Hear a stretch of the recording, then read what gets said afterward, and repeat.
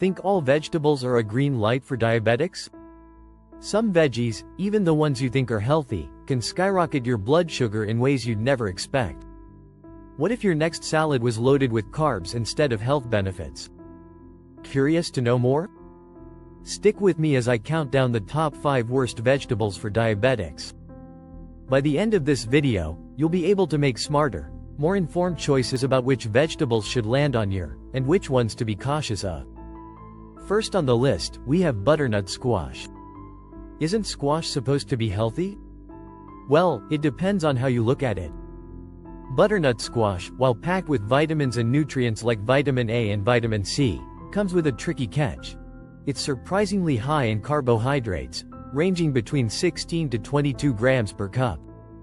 Now, for most people, that might not seem like a big deal, but for diabetics, those carbs can cause sudden spikes in blood sugar if eaten in excess. But here's where it gets interesting. Did you know that the way you cook squash can actually lower its carb content? Baking or steaming your butternut squash can reduce its glycemic impact, making it easier on your blood sugar levels. The glycemic index, GI, of cooked butternut squash is actually medium-low at 51, but don't let that fool you into overindulging. Always remember, portion control is key. Despite the carbs, there are some benefits you shouldn't ignore. Butternut squash is low in calories and rich in antioxidants that fight inflammation. So, while it's not completely off limits, diabetics should be mindful of how much squash they add to their meals. Next up, green peas. These little guys are often viewed as harmless, but don't let their small size fool you. They pack quite a punch when it comes to carbs. 1 cup of green peas has about 20 grams of carbohydrates, and most of their calories come directly from those carbs. Here's why that's important. Peas are technically legumes, not vegetables, and they have a high starch content. Starch can break down into sugar, which is why overloading on peas can send your blood sugar soaring. The tricky part is that peas are small, and it's easy to overeat them without realizing it. But don't worry. Not all is lost for pea lovers. The sugars in peas are complex carbohydrates, meaning they digest slower than the simple sugars found in processed foods. Plus, green peas are loaded with fiber, omega-3 fatty acids, and antioxidants that help manage cholesterol and inflammation. To enjoy peas responsibly, try sticking to a half cup serving as part of a balanced meal with other non-starchy veggies and lean protein. Number 3 on our list might surprise you: celery. Now, you're probably thinking, isn't celery one of the lowest calorie vegetables out there? How could it possibly be bad for diabetics?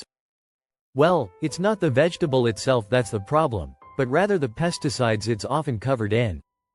Celery ranks high on the dirty dozen list, meaning it's one of the most pesticide-laden crops out there. Some studies have found that the chemicals in pesticides could potentially raise the risk of type 2 diabetes by up to 64%. These harmful compounds might interfere with insulin secretion and cell metabolism, causing a domino effect on your blood sugar control. But here's the good news: you can still enjoy celery. The trick is to choose organic whenever possible or give your celery a thorough wash before eating. This simple step can help you avoid most of the harmful pesticide residue, while still benefiting from celery's low glycemic index and high fiber content. And don't forget, it's also a fantastic source of antioxidants. Coming in at number 2 is a crowd favorite: corn. Whether it's on the cob or popped at the movies, corn is everywhere. But did you know it's also one of the highest starch vegetables you can eat? A single ear of corn contains around 17 grams of carbs, and a cup of kernels can have over 25 grams of starch. That's a big deal for diabetics because starchy foods can raise blood sugar levels much faster than non-starchy options. Corn might have a glycemic index of 52, which is moderate, but its glycemic load is higher at 15. This means that even though it doesn't spike your blood sugar immediately, it still requires a lot of insulin to process. But don't write off corn entirely just yet. Studies show that eating whole grain corn in small amounts can provide health benefits, like resistant starch, which may help with digestive health and won't spike your blood sugar as quickly. The takeaway? Enjoy corn occasionally and in moderation. Try pairing it with lean protein or fiber-rich foods to slow down the absorption of carbs. And here it is. The #1 worst vegetable for diabetics: white potatoes. Whether boiled, mashed, or fried, white potatoes can be a real challenge for anyone looking to manage their blood sugar. A single medium-sized potato can contain 37 grams of carbohydrates, and its glycemic index can skyrocket to 82 depending on how it's cooked. Boiling might seem like the healthiest option, but did you know it can actually cause potatoes to lose valuable nutrients like potassium and fiber? The skin of a potato holds most of its nutrition, so peeling it away means you're left with pure starch, which can spike blood sugar levels even more quickly. But here's something you might not have heard before: resistant starch. When potatoes are cooked and then cooled, they form this type of starch that's digested more slowly, helping to stabilize blood sugar levels. So, if you can't give up potatoes entirely, try making a potato salad or reheating leftovers to take advantage of the resistant starch. Potatoes aren't all bad. They're a good source of vitamin C, B6, and antioxidants, but as with the other veggies on this list, portion control and smart preparation are key. If you're going to eat them, bake or steam them, and always leave the skin on.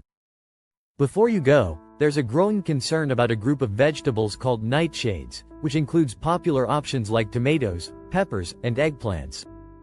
While most people enjoy these vegetables with no problem, some anecdotal evidence suggests that they may cause inflammation in certain individuals. The culprit? A compound called solanine is found in nightshades. Although rare, some people may experience bloating, nausea, or digestive discomfort after consuming these foods. Right now, there's no solid scientific evidence to back this up, but if you notice any symptoms after eating nightshades, try eliminating them from your diet for a few weeks to see if you feel better. And that's our list of the top 5 worst vegetables for diabetics. As you've seen, no vegetable is inherently bad, but some can cause more harm than good if you overdo it, especially if you're diabetic. But with a bit of knowledge and portion control, you can still enjoy all of these vegetables as part of a balanced diet.